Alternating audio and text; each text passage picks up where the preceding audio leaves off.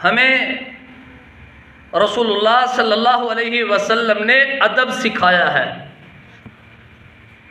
और अदब की सीढ़ियाँ चढ़ने के लिए रसूल अकरम रहमत मुजस्सम सल्लल्लाहु अलैहि वसल्लम ने बड़ा खूबसूरत जुमला इरशाद फरमाया।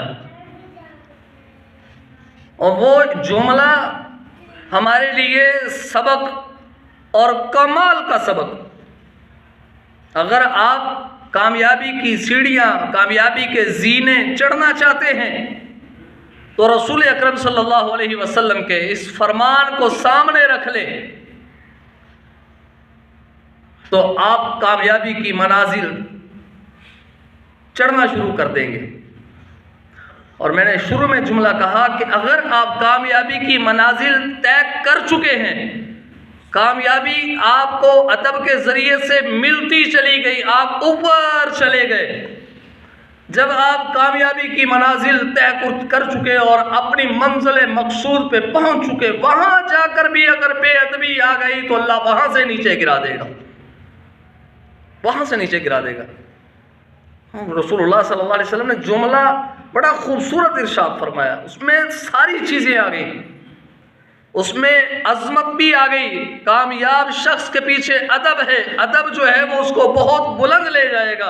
और कहीं खुदा न खास्ता बेअदबी आ गई तो रसूलुल्लाह सल्लल्लाहु अलैहि वसल्लम ने तो अपनी उम्मत में से ही उसको निकाल दिया है।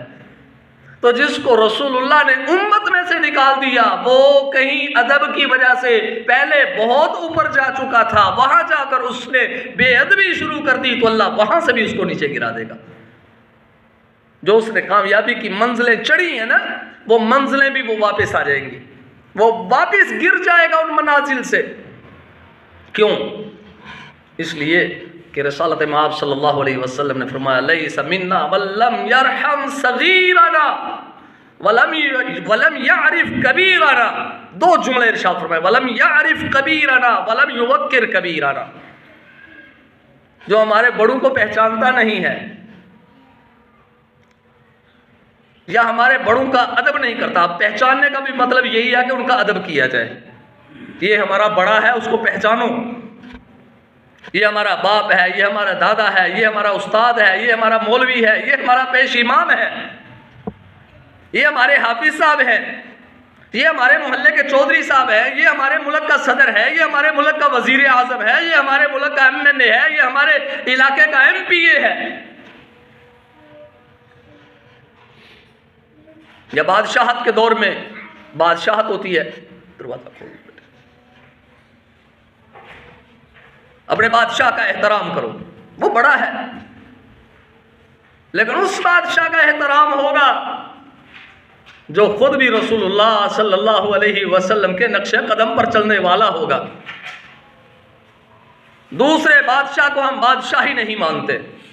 वो जोर आजमाई के साथ अगर हमारे सर पर आ गया है बादशाहत, उसने अगर इख्तियार कर ली है अपनी चालाकियों के साथ, तो वो हमारा बादशाह नहीं है। क्यों? इसलिए कि वो किताब और सुन्नत को नहीं मानता या किताब और सुन्नत के खिलाफ चलता है।